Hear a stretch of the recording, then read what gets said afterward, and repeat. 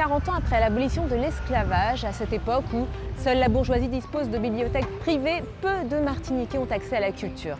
Un changement s'opère lorsqu'un homme émet l'idée de construire une bibliothèque publique.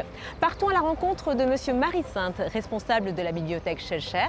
Il nous fait découvrir ce bâtiment classé monument historique depuis 1993.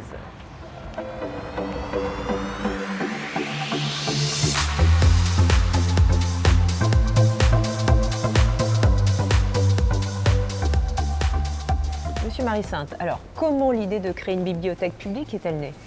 Elle est née de la volonté du légataire Victor Schellcher, qui a fait don d'une partie de ses collections de son vivant à la collectivité de l'époque, qui était le Conseil général. Donc il a fait don de plus de 10 000 ouvrages et de partitions de musique à la collectivité. Quand il a fait ce don à la collectivité, il a demandé deux conditions principales.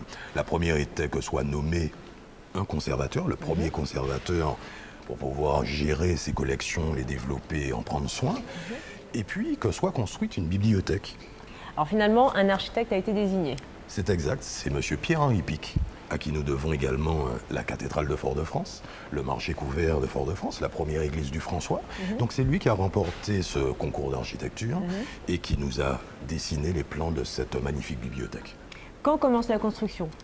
Alors, officiellement, elle a duré 10 ans. 1883-1893, date d'inauguration.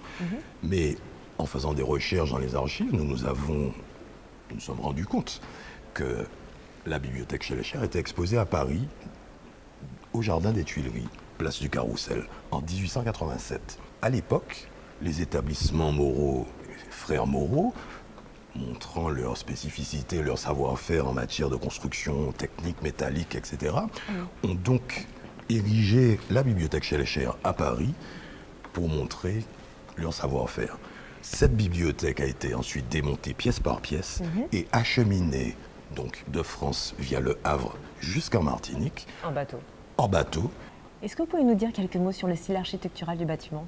Alors, la bibliothèque Schellcher est une pagode à un étage, donc structure métallique avec des petites touches de rappel au style classique dit antique, avec les colonnes, les grands piliers que vous voyez aux quatre coins, des petites touches baroques et florentines, donc on retrouve des petites fleurs tout autour des coursives qui sont là, des mosaïques byzantines, donc un style plus oriental. Un mélange de styles posé sur un carré parfait, donc de 18 mètres de côté, 23 mètres de haut.